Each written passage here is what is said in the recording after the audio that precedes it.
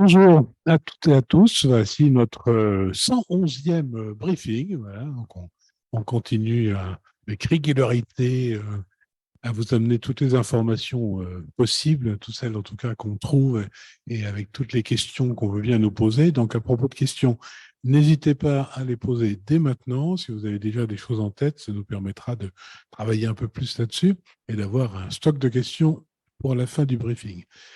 Alors, histoire de changer un peu et de ne pas tomber dans la routine, on va faire quelque chose d'exceptionnel. On va demander à Igor aujourd'hui de commencer. Voilà, donc avec certainement des quantités de nouvelles sur diplomatique et autres. Donc Igor, dont on admire l'élégance, va certainement avoir un discours élégant également.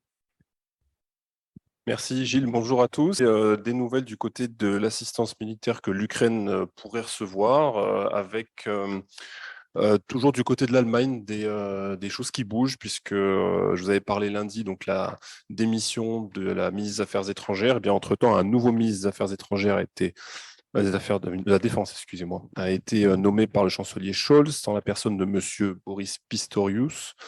C'est donc lui qui se rendra demain sur la base de Ramstein pour assister à la réunion des pays qui soutiennent militairement l'Ukraine. Alors, tout ça sur fond de débat, est-ce que l'Allemagne livrera pas ou laissera livrer par d'autres pays ces fameux chars Léopard 2 dont tout le monde maintenant connaît le nom et dont tout le monde parle. Alors, je pense que les Scholz a quelque part un petit peu botté en touche, puisqu'il a expliqué lors du forum de Davos que l'Allemagne n'envisagerait la question de la livraison des chars Léopard 2 que si les Américains font de même avec les Abrams. Autrement dit, ils cherchent à déplacer le débat. Je vous avais dit il y a quelques semaines que, en gros, la question pour les Allemands, mais pas que pour les Allemands, concernant la livraison de l'armement dit lourd, hein, des chars lourds, c'est on ne veut pas y aller en premier et on ne veut pas y aller seul. Bon, bah là, on en a une illustration avec cette déclaration de Scholz, pour qui il n'est pas question évidemment que l'Allemagne, si elle livre des tanks, le fasse seule. Alors, pourquoi ça se pose pour l'Allemagne? Parce que le char Léopard 2 est un char qui s'est très bien vendu à l'exportation. C'est le char de combat probablement numéro un à l'exportation. Il y a un paquet d'armées européennes qui l'utilisent. On l'a dit, l'Espagne, la Finlande, le Danemark, l'Allemagne évidemment, la Pologne. Enfin voilà, rien que pour l'Europe, hein, l'Autriche, la Grèce, la Turquie. Enfin, beaucoup de pays ont acheté ce char et que, par conséquent, l'intérêt, c'est que si on crée un effet d'entraînement et que la, la Pologne en donne 10, la Finlande en donne 10, etc., on peut très vite avoir un parc, peut-être, en Ukraine, d'une cinquantaine, soixantaine de chars, hein.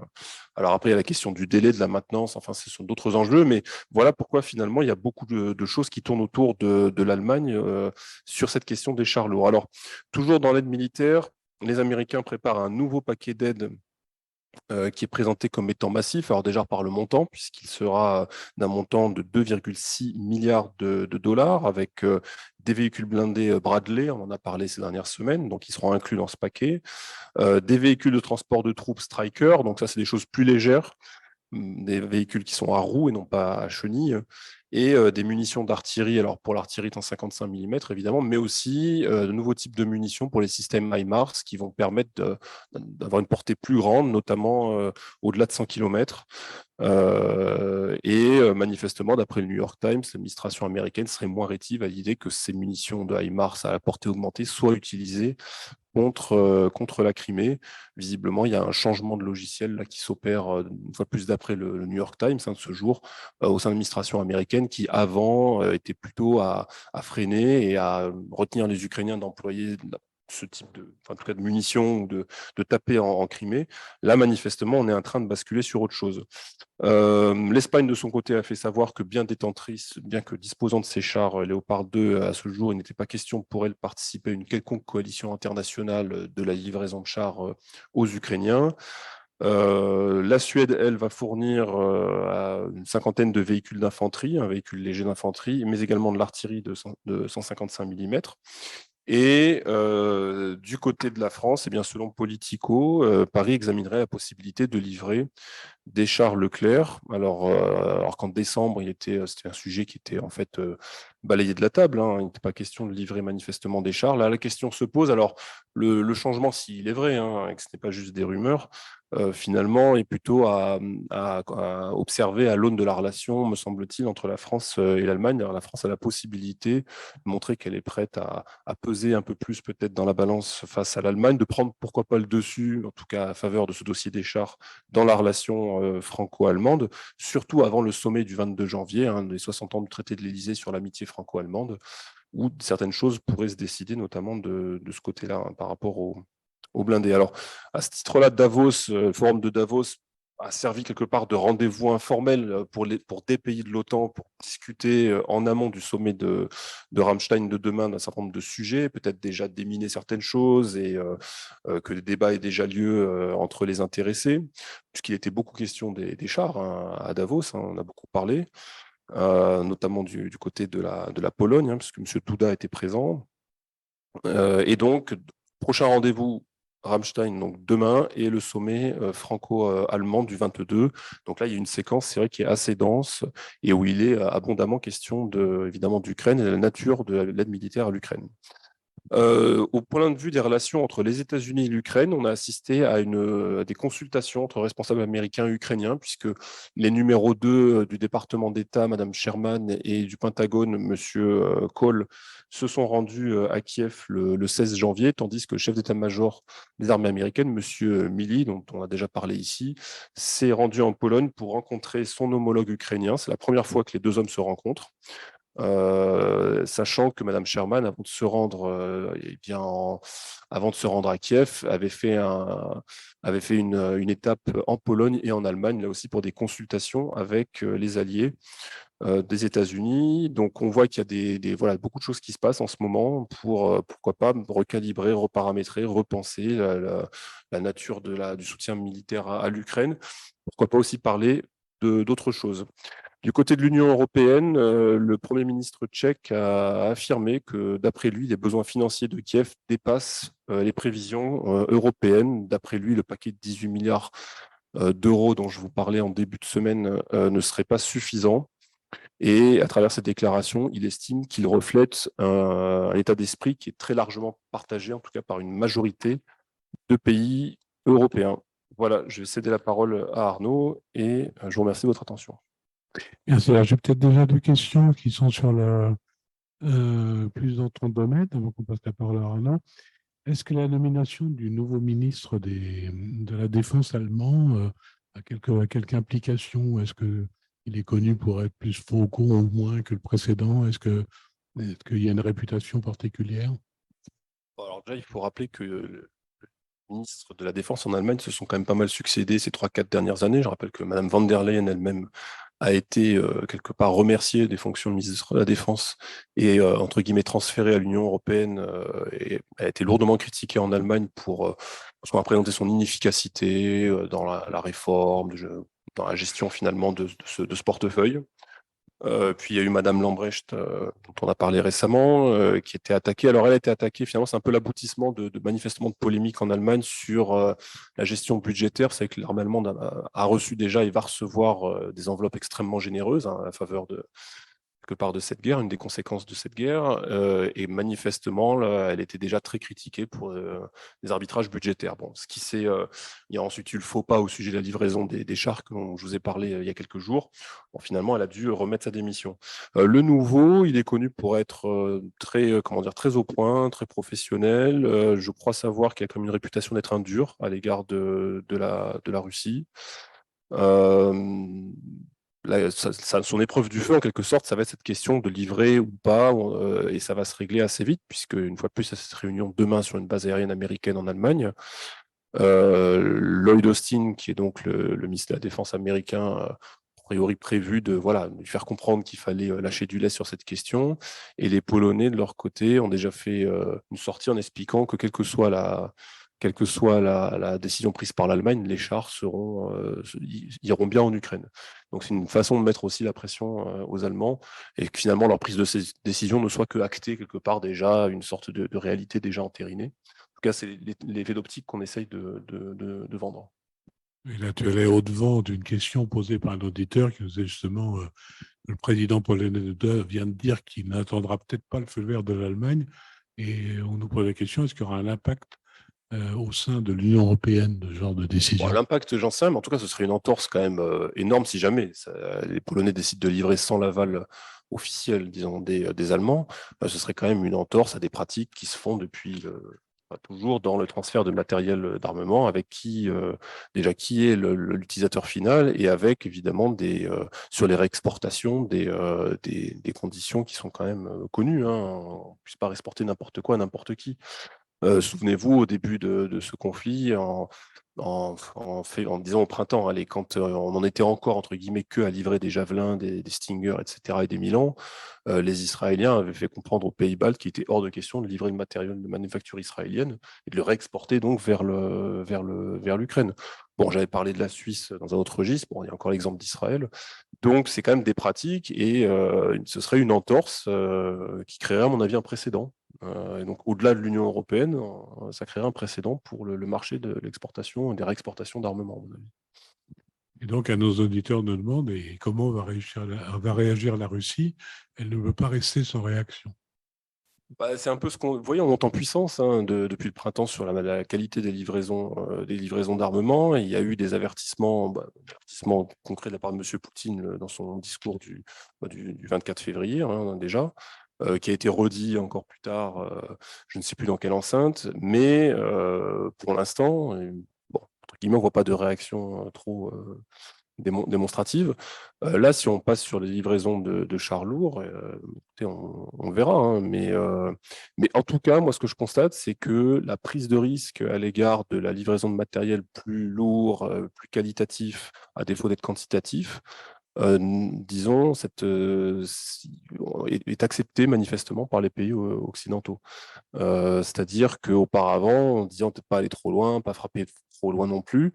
On s'aperçoit au fil des mois hein, que c'est de moins en moins un tabou de livrer du matériel qu'on n'envisageait pas à l'époque, hein, je l'ai déjà dit ici.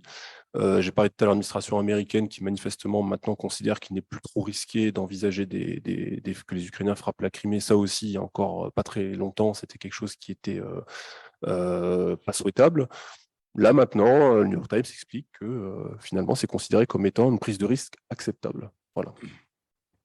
Du reste, qu'est-ce qui reste à la Russie comme moyen, à part agiter une fois encore la menace nucléaire? Qu'est-ce qu'ils ont encore en main qui n'est pas déjà utilisé en Ukraine sur le front?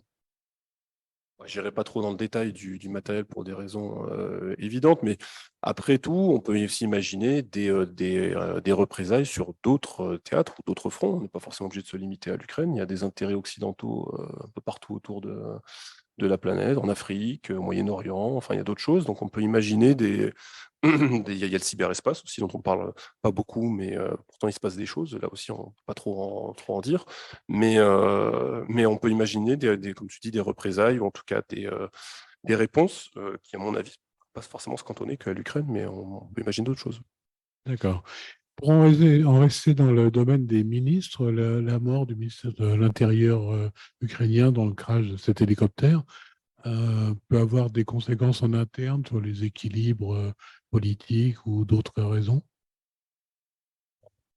Il faut dire effectivement, son décès accidentel avec son adjoint et encore une troisième main au responsable ministère de l'Intérieur ukrainien intervient dans le lendemain. Alors, évidemment, les deux événements ne sont pas liés, mais la démission de M. Arestovitch, qui était bon, j'ai pu parler ici notamment au printemps, qui était le principal grand communicant de l'administration présidentielle ukrainienne, qui passait son temps sur des blogs, sur des émissions, des vidéos, etc., pour faire son travail de communicant et qui donc a démissionné. Certains diront qu'il a été démissionné. Bon, ça, c'est un autre débat. Et donc, en tout cas, une personnage clé dans le dispositif de communication ukrainien qui sort. Et le lendemain, donc, cet accident d'hélicoptère en plein centre de Kiev, avec à son bord donc le ministre de l'Intérieur ukrainien, M. Monastirski. Et j'ai cru voir aujourd'hui qu'il y avait quelqu'un de l'administration présidentielle qui allait sortir aussi prochainement, enfin un responsable assez haut placé.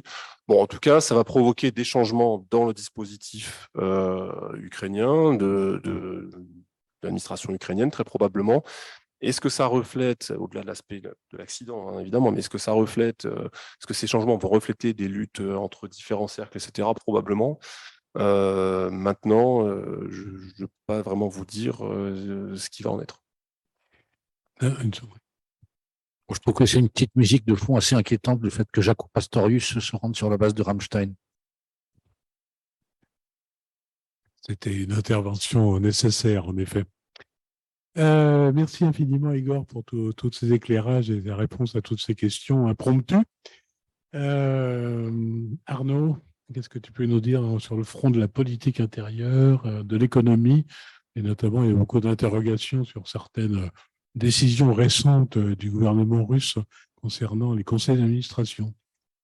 Oui, en effet, Vladimir Poutine a signé le 17 janvier, c'est-à-dire mardi, un décret portant création d'un mécanisme provisoire de décision au sein de certaines entreprises russes, mécanisme qui permet de ne pas prendre en compte les voix des pays, des ressortissants de pays dits inamicaux lors de la détermination des quorums et du décompte des voix dans les instances de direction des entreprises concernées.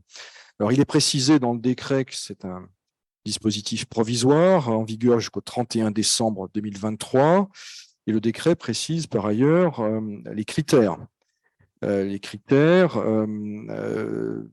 Cela concernera donc les entreprises dont les actionnaires russes ou leurs bénéficiaires ont été placés sous sanction, premier critère. Les entreprises où les actionnaires étrangers sont minoritaires.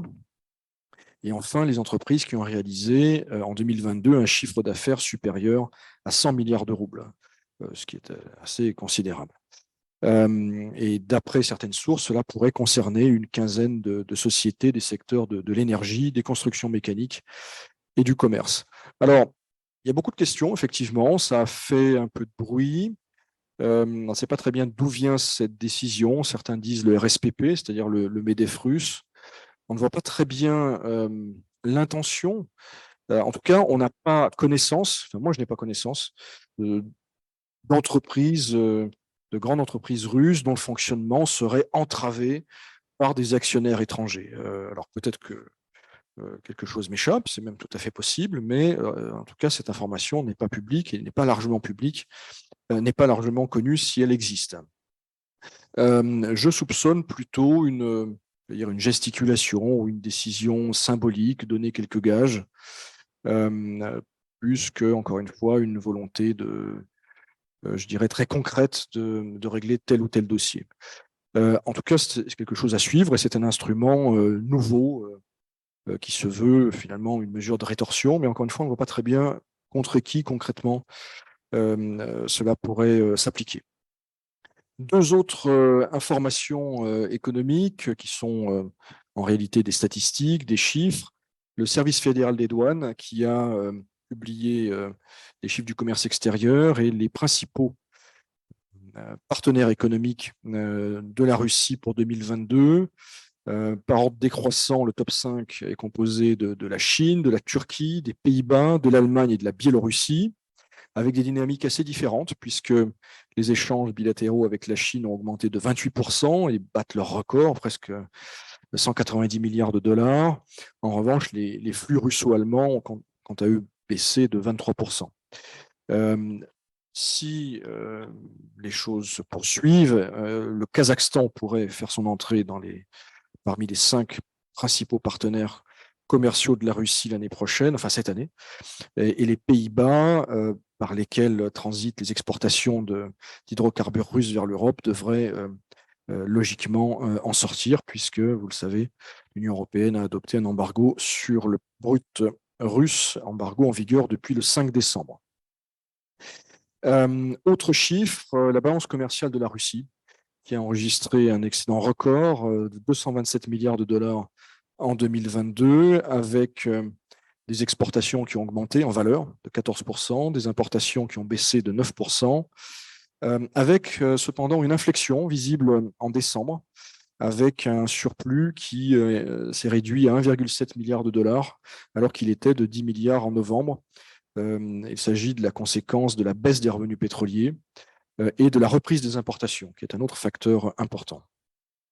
Quelques mots de politique intérieure. Vladimir Poutine, qui s'est rendu hier à Saint-Pétersbourg afin de commémorer le 80e anniversaire de la rupture du siège de Leningrad.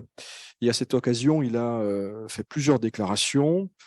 Il a déclaré tout d'abord, je cite, « La victoire est assurée, je n'ai aucun doute là-dessus », déclaration faite lors de la visite de l'usine d'Aboukhova. C'est une usine de défense. Il a donc fait cette déclaration devant les ouvriers de l'industrie de défense. Il est par ailleurs revenu sur les motivations, sur les raisons l'ayant conduit à déclencher l'opération spéciale. Il a fait référence, il a rappelé les bombardements subis par le Donbass depuis 2014 et il a dit, je cite, « Tout ce que nous faisons aujourd'hui, y compris l'opération spéciale, c'est un moyen d'arrêter cette guerre. Voici le sens de notre opération. » Donc rien de très nouveau. En même temps, ces déclarations sont importantes. Elles sont adressées à la fois à la société russe, mais également aux Occidentaux, qui, eux, ont des doutes, manifestement, sur la victoire russe.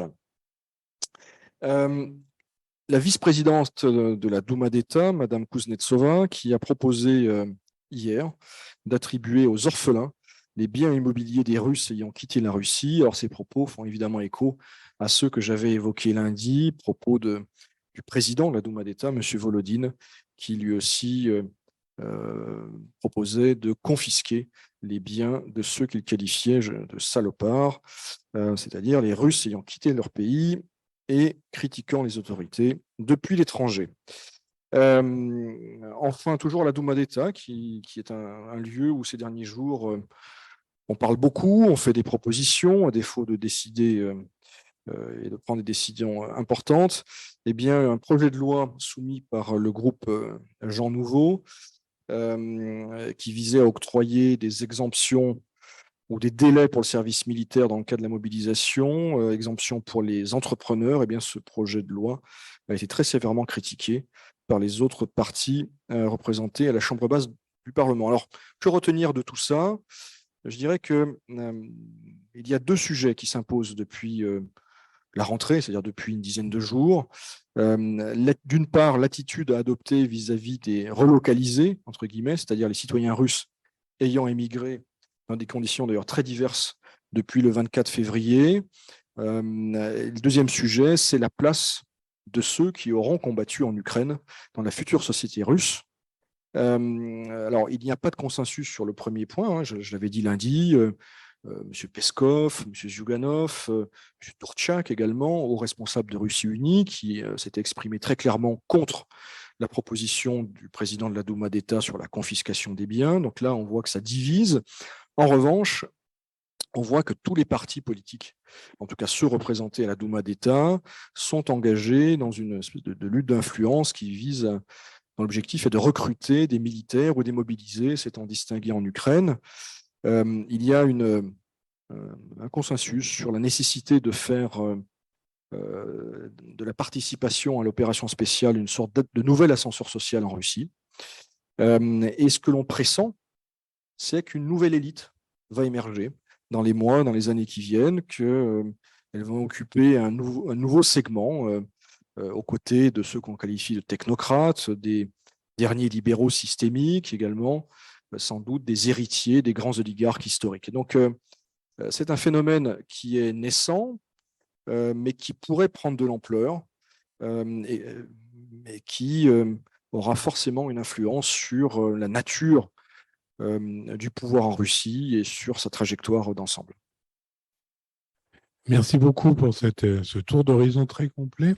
On a une question sur la balance commerciale. Alors, c'est vrai qu'en France, on rêve d'avoir une balance commerciale positive, mais est-ce que cette information pour la Russie n'est pas en fait une mauvaise nouvelle en creux, de façon qu'ils exportent toujours du pétrole, du gaz, des choses comme ça, mais est-ce que le fait qu'elle soit positive ne veut pas dire que c'est un manque de biens d'équipement qui risque d'obérer la reprise économique et des choses comme ça? Oui et non. En fait, si la balance commerciale russe était négative, ce serait une vraie catastrophe pour la Russie. Et on en parlerait beaucoup en Occident. Non, effectivement, il y a un côté artificiel dans le sens où elle reflète, d'une part, l'explosion des prix des matières premières surtout d'ailleurs aux 2 premiers trimestres. Ça traduit aussi la baisse des importations, hein, donc équipement, mais ce dernier point apparemment est en train de disparaître. C'est-à-dire que décembre, également un petit peu novembre, on voit que les niveaux d'importation reviennent à les importations reviennent à des niveaux presque normaux, ce qui veut dire que de nouveaux circuits logistiques ont été mis en place. Alors il faudra regarder plus finement ce qui est importé, mais je doute que ce soit très différent de ce qui était importé avant le 24 février. Donc la période d'ajustement s'agissant des importations touche probablement à sa fin.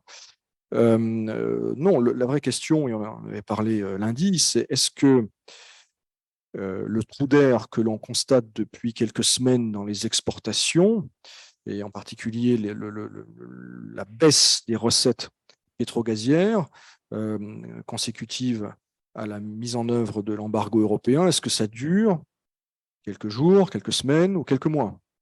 Et pour l'instant, on ne sait pas vraiment, même s'il y a quand même depuis quelques heures en réalité plusieurs papiers qui sont sortis et qui montrent que la Russie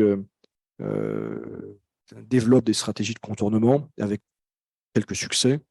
Alors ça va de Singapour, hein, où la Russie a loué des capacités de stockage afin manifestement de faire des mélanges, hein, de brut russe avec d'autres sortes d'autres marques de pétrole. On a appris également que des supertankers chinois étaient désormais actifs pour transférer du brut russe des ports de la Baltique vers l'Asie.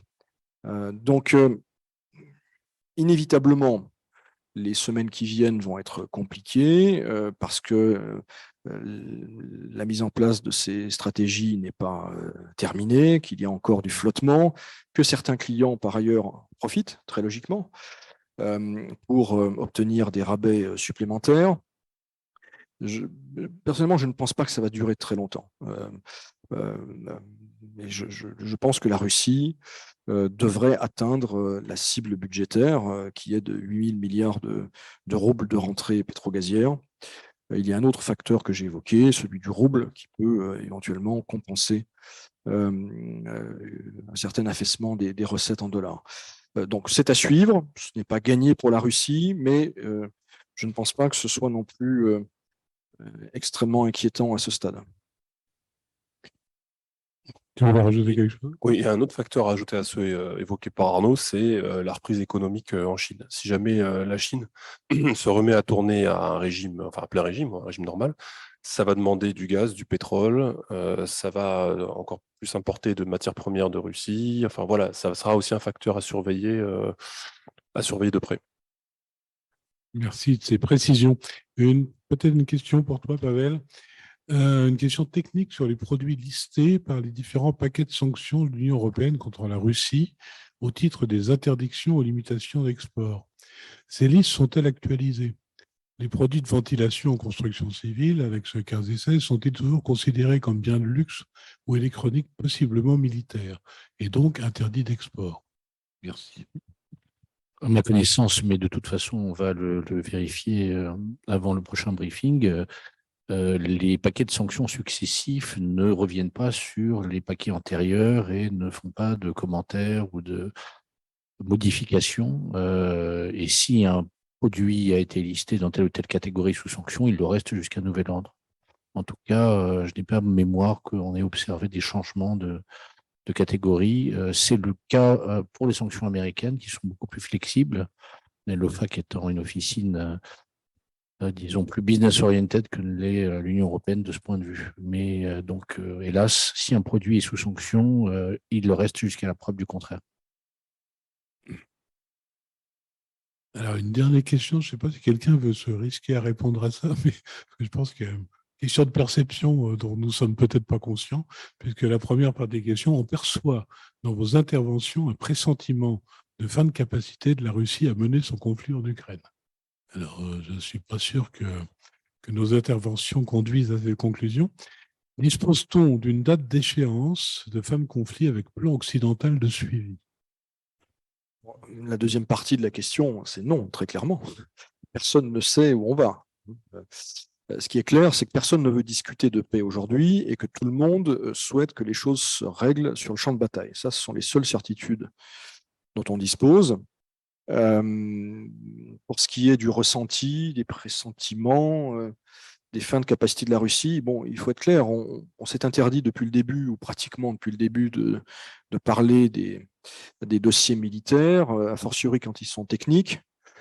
Donc, on ne va pas commencer aujourd'hui à le faire, d'autant que, en termes de la loi russe adoptée en décembre, je crois, les discussions même générales sur les orientations stratégiques peuvent faire l'objet de poursuites pénales.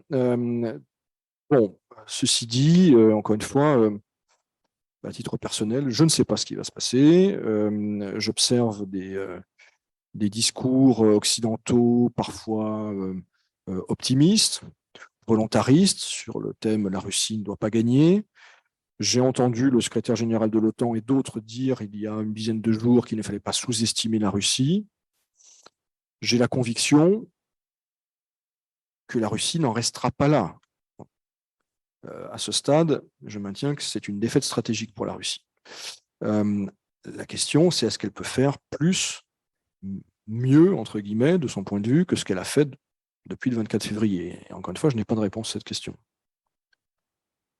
Là aussi, apporter un élément de complément. Je pense que si jamais l'hypothèse qui est émise dans la question était vraie, je ne pense pas que tous les gens dont on parle depuis quelques jours seraient en train de débattre de combien de chars il faut envoyer, sous quel délai, avec quelles munitions d'artillerie, qui va pouvoir fournir quelles munitions d'artillerie, dans quel délai. On ne serait pas là à former je ne sais combien de milliers de soldats ukrainiens en France, en Allemagne, aux États-Unis, en Angleterre, etc.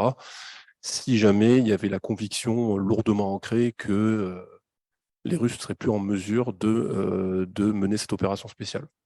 J'ajoute là-dessus qu'il y a un think tank, je crois, américain, ou je ne sais plus, qui a publié, qui a fait état des lieux de tout ce qui a été livré à l'Ukraine depuis février.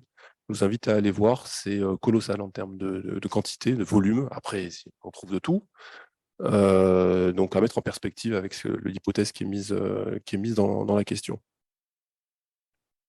Et on a plusieurs auditeurs qui nous parlent d'un papier d'Emmanuel Todd qui semble avoir fait grand bruit. L'avez-vous lu et pensez-vous, comme lui, que la Troisième Guerre mondiale a commencé? Non, mais moi j'ai lu son interview. Bon, je pense que c'est l'interview du Figaro en fait qu'il a accordé au Figaro la semaine dernière, qui fait une douzaine, quinzaine de pages. Non, moi je sais pas, je vais pas reprendre, discuter ses idées, etc. Il y a des choses intéressantes, des choses qui le sont moins, des choses avec lesquelles on peut être d'accord, d'autres avec lesquelles on diverge. Enfin, comme toujours. Hein. Bon, on connaît le positionnement du bonhomme. Moi, je trouve qu'il n'est pas inintéressant à suivre. Il y a après. Troisième Guerre mondiale, non, moi je n'irai pas jusque-là. En tout cas, il ne faut pas que ça le devienne. Voilà. Mais dire qu'on est déjà dans la Troisième Guerre mondiale, bon, je ne sais pas si l'année prochaine on est encore là, qu'on fait des briefings, on regardera derrière d'où on vient et puis voilà, on verra. Mais non, mais moi j'invite à le lire, c'est pas inintéressant. On prend rendez-vous pour le briefing 257. Voilà. Très bien. Mais écoutez, nous arrivons au bout de ce 111e briefing. Donc, je vais laisser la parole. Attendez, une petite dernière question. Allez, on en parlera au prochain briefing de ça. Pavel, un mot de la fin? Bon, les amis,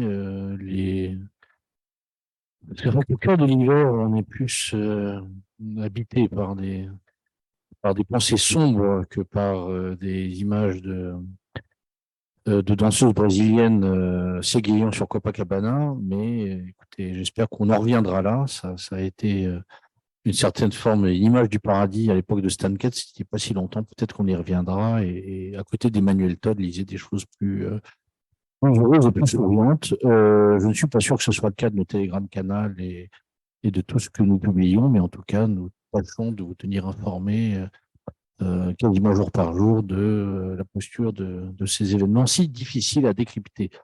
Voilà, donc encore une fois, est-ce que on peut encore faire nos vœux jusqu'à la fin du mois de janvier, jusqu'au 20, et puis après le 21, c'est la tête de veau, c'est une autre forme de vœu qui est un petit peu plus brutale et plus dans l'air du temps. Voilà, donc encore une fois, au plaisir de vous retrouver à l'horaire habituel lundi prochain et passez un excellent week-end et puis bonne grève les amis. Et comme d'habitude, nous vous assurons, garantissons et répétons que la CCI France-Russie reste à vos côtés. À bientôt.